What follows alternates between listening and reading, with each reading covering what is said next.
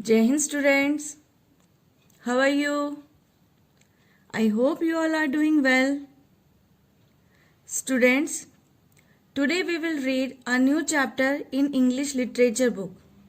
So open your English literature book and keep your pencil with you. Okay students? This is a very interesting chapter. So open your English literature book at page number 112. This is chapter number 9. Okay students, आपका chapter number 9 है and the name of this chapter is Cleaning Up the Beach. What is the name of this chapter? Cleaning Up the Beach. Cleaning word से ही आपको पता चल रहा है कि ये chapter में क्या होने वाला है and this is a very interesting chapter. Okay students, so first of all write down the date and day. So what is the date today? Today is 5th January 2021 and the day is Tuesday beta. Okay, now this is your chak box. Color this poster with your favorite color. This is your homework बेटा, आपको ये homework में fill करना है, ठीक है? There is a girl, वो क्या कर रही है? Dustbin में garbage throw कर रही है. Okay? Now come to this paragraph. On 2nd October 2014. What is the date? On 2nd October 2014, the Swachh Bharat Mission was launched throughout India to make every part of our country clean. Okay. In 2014 जो स्वच्छ Bharat mission है ये launch किया गया था हमारे prime minister Narendra Modi ji के द्वारा. ओके, उन्होंने ऑल ओवर इंडिया इस स्वच्छ भारत मिशन को लॉन्च किया था. सो आई होप कि हमारे प्राइम मिनिस्टर्स हैं, मिनिस्टर्स हैं, बहुत सारी ऐसी चीज़ें करते हैं कि हमें ये चीज़ें बतानी पड़ती हैं कि आपको स्वच्छ भारत मिशन का, हमें हर किसी को स्वच्छ भारत मिशन का पार्ट बनना चाहिए. बट मेरी थिंकिंग ये है कि हम सबको अपनी रिस्पॉन्सिबिलिटी खुद समझना चाहिए. इस तरह के मिशन होने ही नहीं चाहिए. क्यों नहीं होने चाहिए?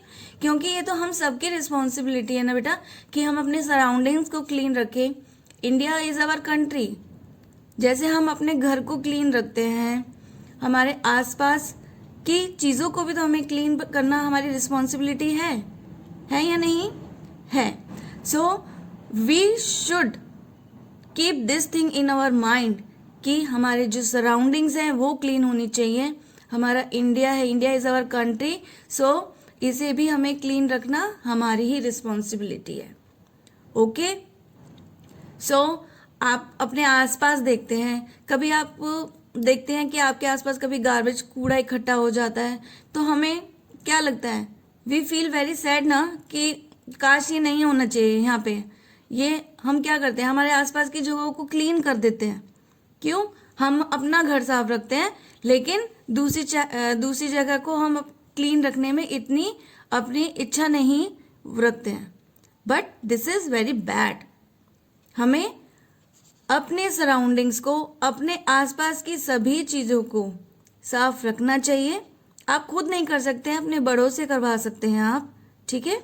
Clean surroundings make them attractive and keep us healthy and free from diseases. जो हमारे आसपास की जगह है जब हम उन्हें क्लीन रखते हैं तो क्या होता है, वो बहुत अट्रैक्टिव लगती है और जो हमारा जो इन्वायरमेंट है, हमारे आसपास का जो इन्वायरमेंट है वो क्या हो जाता है, हेल्दी हो जाता है और हम वो फ्री फ्रॉम डिजीजेस हो जाता है. आप जब देखते हैं कि कहीं पानी भरा हुआ होता है तो क्या होता है, वहाँ पे मॉस्किटोज हो जाते हैं और मॉस्किटोज क्या होते हैं, फिर बाइट करते हैं और उनसे बहुत सारी डिजीजेस हो जाती हैं. तो हमें क्या करना है, हमें इस बात को ध्यान में रखना है कि हमें अपने आसपास की जगहों को, अपने घर को, हम जितना हो सके क्लीन रखें, ठीक है। ओके बेटा, सो देखिए क्लीन माय इंडिया, यहाँ पे पोस्टर भी है, क्लीन माय इंडिया। नाउ इस चैप्टर में अब हम क्या रीड करने वाले हैं, इस चैप्टर में अब हम देखेंगे कि ये एक स्टोरी है 3 कजन्स की, जिसमें वो बीच को कैसे क्लीन करते हैं, ठीक है। चलिए, so let's start reading this chapter. Now come to page number 113। 113 पे आइए। Do you ever feel upset when you find a place dirty? That's what happened when Lata and her cousins went to the beach. क्या होता है जब हम आपको कैसा महसूस होता है जब आप अपने आसपास की किसी जगह को डर्टी देखते हैं? कैसा फील लगता है? हमें अपसेट लगता है ना, बहुत बुरा लगता है। ऐसा ही लता और उसके कजन्स के साथ हुआ था जब उन्होंने बीच पर ऐसा कुछ देखा था। Read on to find out what they did next. Read करने के बाद हमें पता चलेगा कि जब उन्होंने ऐसा देखा तो उन्होंने क्या किया। सो स्टार्ट करें, चलिए।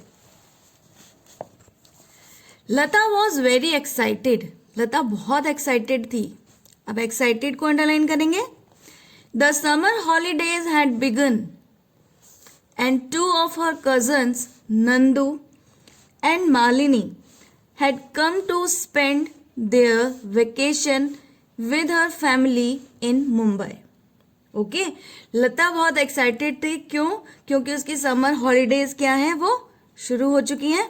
एंड 2 of her cousin, उसके कजन्स में से जो उसके 2 कजन हैं नंदू और मालिनी, वो अपनी फैमिली के साथ वेकेशन स्पेंड करने के लिए उनके यहाँ आ गए हैं, ठीक है। वेकेशन को अंडरलाइन करेंगे। Let's go to the beach, Malini said. Malini ने कहा चलो अब हम बीच पर चलते हैं। I want to make a big sand castle. Sand castle को अंडरलाइन करेंगे। In the sand the 3 cousins gathered their plastic buckets, wore their sun hats and headed for the beach. Okay, Malini beach पर जाने के लिए कह रही है। I want to make a big sand castle. Sand castle क्या होता है? जो वहाँ बीच के आसपास जो मिट्टी होती है उससे क्या बनाते हैं? मिट्टी के महल बनाते हैं, है ना, घर बनाते हैं जो। I want to make a big sand castle in the sand. वो कह रही है कि मुझे सैंड कैसल बनाना है वहां पे जाके। द 3 cousin गैदर, तीनों कजन इकट्ठा होते हैं देयर प्लास्टिक बकेट्स के साथ। वोर देयर सन हैट्स पहनते हैं अपने वो। And headed for the beach, और बीच के लिए वो चले जाते हैं, ठीक है। Now next, but when they reach the beach they looked around in shock and डिस्मे। डिस्मे को अंडरलाइन करेंगे। The golden sand on the beach was covered with garbage. Garbage को अंडरलाइन करिए बेटा। It was littered with plastic bags, tin cans, used paper cups and even old shoes. जब वो बीच पे गए हैं उन्होंने क्या देखा? उन्होंने देखा but when they reached the beach, लेकिन जब वो बीच पे पहुंचे they looked around in shock and dismay. जब उन्होंने देखा वहां पे तो चारों तरफ वो देखकर शॉक हो गए और बहुत दुखी भी हुए। डिस्मे मतलब बहुत दुखी हुए। The golden sand on the beach was covered with garbage. जो बीच पे जो सैंड थी वो क्या थी? वहां पे हर तरफ गार्बेज था, कूड़ा ही कूड़ा था। इट वॉज लिटर्ड मतलब जो कूड़ा था वो कूड़े से भरी हुई थी। वहां पे क्या थे? प्लास्टिक बैग्स थे, टिन कैन्स थे, यूज पेपर कप्स थे एंड इवन ओल्ड शूज भी वहीं डाले हुए थे। इट मीन्स जब कोई वहां घूमने गया होगा बीच पे तो ये सब क्या किसने किया होगा? उन्हीं लोगों ने तो किया होगा। हम लोग घूमने जाते हैं और क्या करते हैं, वहीं पे जो भी खाया हमने वहीं डाल दिया और टिन कैन्स को लोगों ने वहीं डाल दिया, यूज पेपर कप्स को वहीं डाल दिया, इवन ओल्ड शूज भी वहीं थे। तो ये तो बहुत बुरी हैबिट है ना। जब हम कहीं घूमने जाते हैं, हम क्या सोच के जाते हैं? हम यही सोच के जाते हैं कि ओ, हम वहाँ पे जाके वेकेशन स्पेंड करेंगे और कितना अच्छा लगेगा। हिल स्टेशंस पे जाना पसंद करते हैं हम, अच्छी जगहों पे जाना पसंद करते हैं, लेकिन वहाँ पर क्या, वहाँ पे क्लीन रखना एनवायरनमेंट को भी तो हमारी रिस्पॉन्सिबिलिटी है ना। तो हमें ऐसा काम करना ही नहीं चाहिए। बट यहाँ पे क्या हुआ है, यहाँ पे तीनों जो कजन्स हैं बहुत दुखी हो गए हैं, क्योंकि वो तो वहाँ खेलने गए थे। उन्होंने वहाँ पे सैंड कैसल बनाना था। बट अब वो सैंड कैसल कैसे बनाएंगे, क्योंकि जो बीच का जो एरिया है जहाँ उन्हें खेलना है वो तो लिटर्ड हो रखा है, गार्बेज ही गार्बेज है वहाँ पे। Now next, oh no said Malini sadly. Malini ने बहुत दुखी होके बोला ओ नो, क्योंकि जो वो करना चाहती थी वो अब नहीं कर पाएगी। There is not a single spot to build a sand castle on this dirty beach. Let's go home. Malini थोड़ी सी दुखी हो गई है। उसने बोला There is not a single spot. यहाँ पे तो एक छोटी सी जगह भी नहीं है कि मैं वहाँ पे सैंड कैसल बना पाऊंगी। Let's go home. वो परेशान होकर बोलते हैं चलो घर चलते हैं। ठीक है। Hey, why don't we try and clean up the beach? Asked Nandu suddenly. He told Lata and Malini what he had in mind. ठीक है, जो मालिनी है वो तो बहुत परेशान हो गई है, बट उसका जो उसका ब्रदर है नंदू, उसने बोला hey why don't we try and clean up the beach, हम इस बीच को क्लीन क्यों नहीं करते हैं। ठीक है। He told Lata and Malini what he had in mind. उसने लता और मालिनी को अपना आइडिया बताया। ठीक है। सो स्टूडेंट्स, आज हमने ये वाला पेज रीड किया 113। आप इस पेज की रीडिंग की प्रैक्टिस करेंगे और 112 पे जो ये आपका कलरिंग वाला पोर्शन है ये भी कंप्लीट करेंगे। आप इस पेज को ज़रूर रीड करिएगा।